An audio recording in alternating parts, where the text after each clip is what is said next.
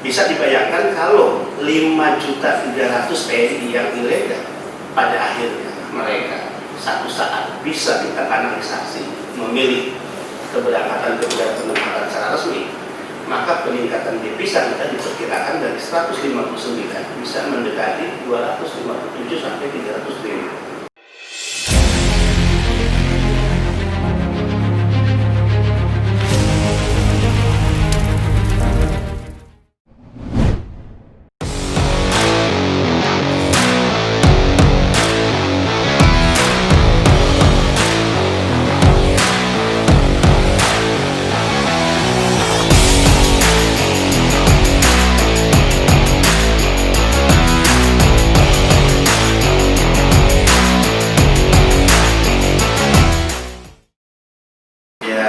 Kami sangat hormati Komisioner Komnas HAM RI hadir tengah-tengah kita, alhamdulillah telah bersedia menerima Ketua MI Pak Alwi, Pak Bekal, Pak Muhammad Habana, dan Pak Kepala Biro serta seluruh jajaran dari jumlah 3,7 juta jadi 159,7 triliun.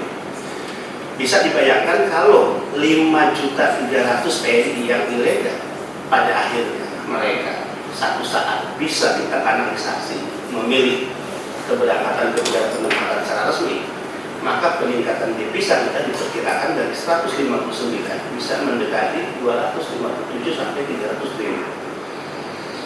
Ini menjadi tanggung jawab Ketua MI. Bahkan mereka juga diberikan modal biaya dengan nama biaya hidup keluarga. Nah, kejahatan pola rente ini sangat memiriskan karena para calon, mereka yang berkedok koperasi dan juga lembaga finance itu bisa meminjam uang riba dengan alasan pun dengan bunga 6%, tapi ketika uang itu dikelola oleh mereka meminjamkan kepada PMI dan PMI harus membayar dengan bunga 25%. Yang bunga dan hutang itu dipotong setiap bulan. Maka mereka terjerat dalam praktek racun.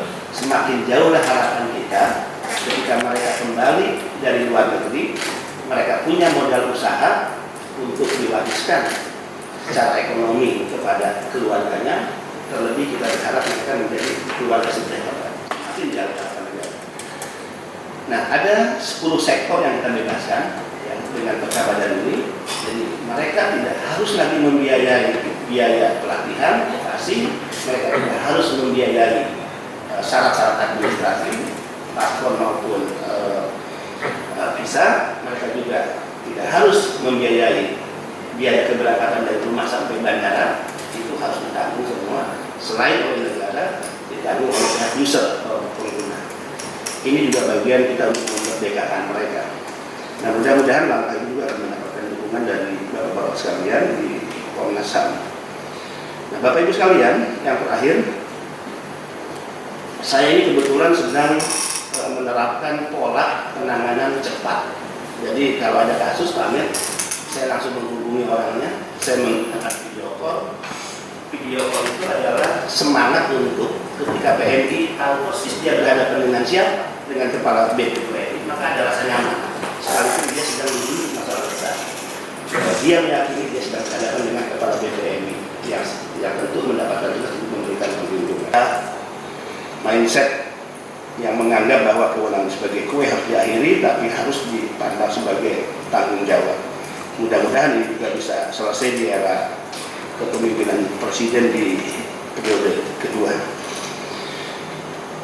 Ada nggak satu kasus saja dari 415 yang naik ke P21? Tidak ada satu pun. Saya iseng. Kenapa tidak ada? Jangan-jangan P21 berubah jadi 26. Apa 86? P21 berubah menjadi P86. Jadi penyelesaian lewat 86 yang kita tahu persis. Pekerja migran tapi sesungguhnya memperjualbelikan. Dan mereka sudah terlalu banyak mengambil keuntungan dari para pekerja migran. Ini adalah sebuah potret yang memiriskan kita bahwa perbudakan modern bagi kejahatan yang menyertainya seolah-olah merendahkan posisi negara dianggap tidak hadir. Dan mungkin sebagai penutup, inilah saatnya merah putih harus dikibarkan lebih tinggi posisinya daripada bendera-bendera perusahaan. Tidak boleh satu manusia pun mereka yang berada di balik perusahaan, pemilik modal, merasa dengan uangnya mereka bisa mengendalikan negara atau terlebih bisa membeli atau mengatur orang-orang yang ada di kementerian dan lembaga, termasuk BP2 ini. Untuk semua itu tentu kami memohon dukungan dari bapak-bapak sekalian untuk pada saatnya kami bisa melonsing Satgas Pemberantasan Sindikasi, kerjasama di dalamnya dan juga tentu kerjasama dalam pelaksanaannya. Terima kasih. Wallahul muwaffiq ila aqwamit thoriq. Wassalamualaikum warahmatullahi wabarakatuh.